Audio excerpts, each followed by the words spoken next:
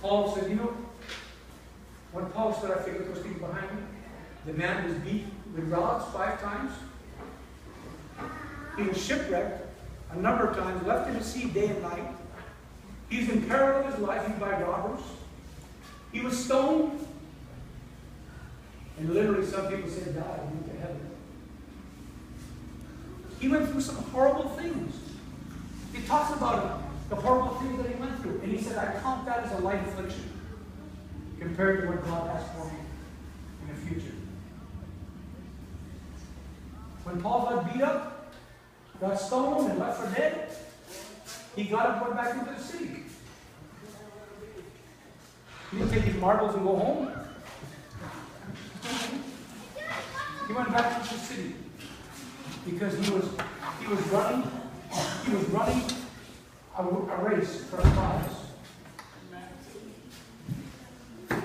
Now you got so much ahead of you.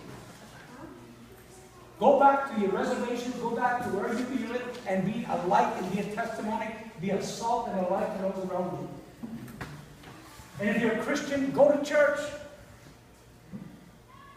I tell people when they say, oh, come on to church. I said, come into church, and I'm going to say, you've got to get saved by Jesus. And once you get saved by Christ, then you want to go to church. Go to church.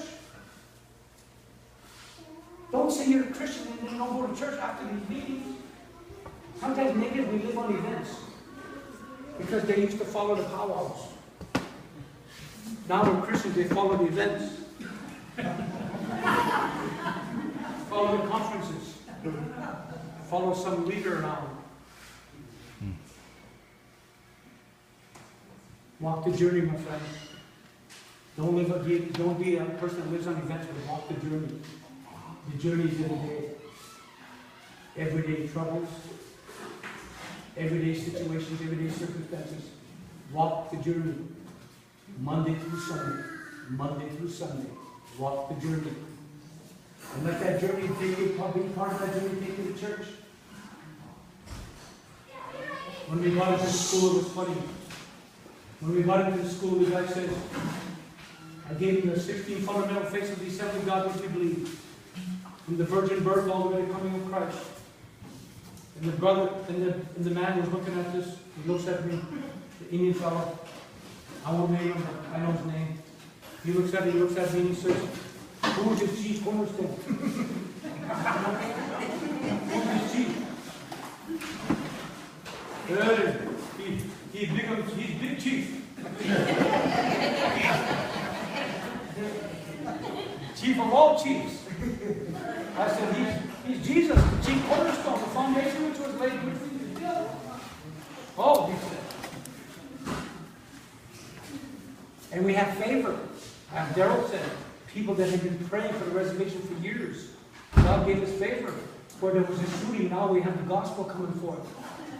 Because people prayed and God opened doors.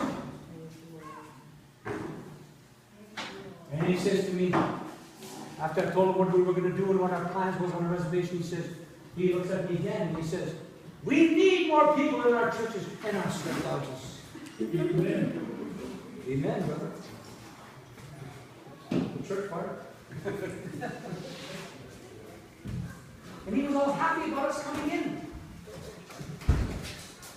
He was all happy about us coming in. The chairman wanted to know what I wanted. He said, you want money? I said, you have any?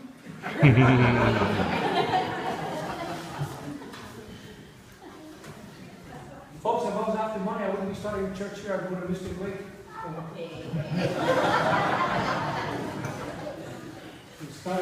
Start a conference center. And I said, no, we don't want money. He said, well, how are you going to do all this stuff? Because we told him what we were going to do.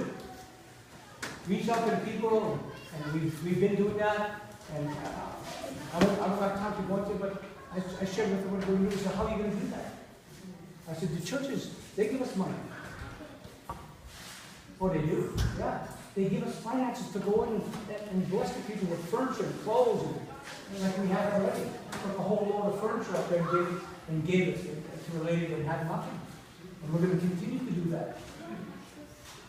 No, there's no sign-up sheet. Lord tells us who it is, who needs it. And he was amazed. We have people right now up at the reservation painting homes in their school painting.